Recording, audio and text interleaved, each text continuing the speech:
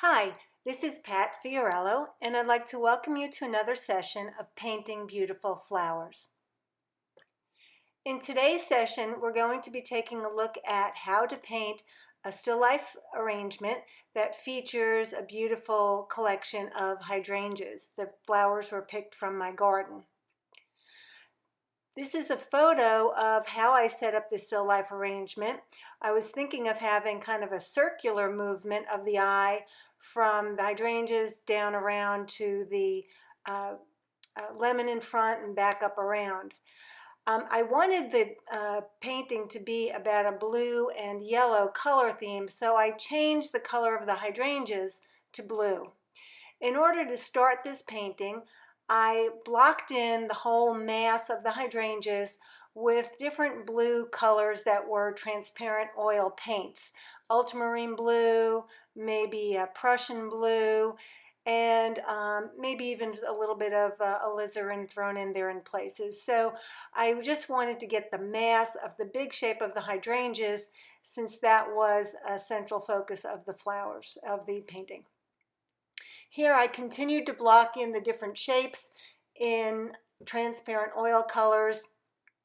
I moved on to the bottle, which was ultramarine blue with some alizarin for the darkest areas, and then moved on to some of the other items, the lemons that were in yellow. Again, blocking them in transparent oil paint colors. Here I continued on with that approach. All of this is the underpainting to the painting that will come on top of this, but I'm setting the stage with vibrant, clean color so that I know where I'm going and can build upon this. So right now we're just focused on shape in the approximate colors, and then I will move on to build up more light and shadow and optimize all these colors.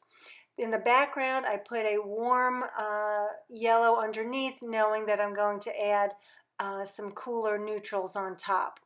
And here I begin adding the hydrangea detail, some of the shape of the light and shadow of the hydrangeas, some of the petals more in the light area, less in the shadow area, and then starting to build in a little bit of the background color. You can see that gold is underneath, but then I have the neutral gray on top of that. So there'll be places where a little bit of the gold might pop out just for a little contrast of temperature, but that was the plan, to have the warm underneath and a little bit of the cooler on top. So I continued to build the other elements in here, starting the lemon, a little bit of the paint on the tabletop, and some of the other items around the main central hydrangeas. And here you can see I continued to block in the rest of the background. I added more light, especially onto that gold plate in the back. I have it a little bit brighter than it was in the actual photo reference. I wanted it that way. I didn't want it as dull, but I have to be careful not to make it as vibrant as the lemons up front. And here I'm continuing to block in more of the elements, especially adding a little bit more light onto the tabletop. I continue to refine more of the shapes and come back and brightened up the background a little bit, brightened up some of the hydrangea sections in light, added some finishing details like on the lemons and the small bow on the bottle. I have it there just because it's another element to catch the light, not just because it happened to be there.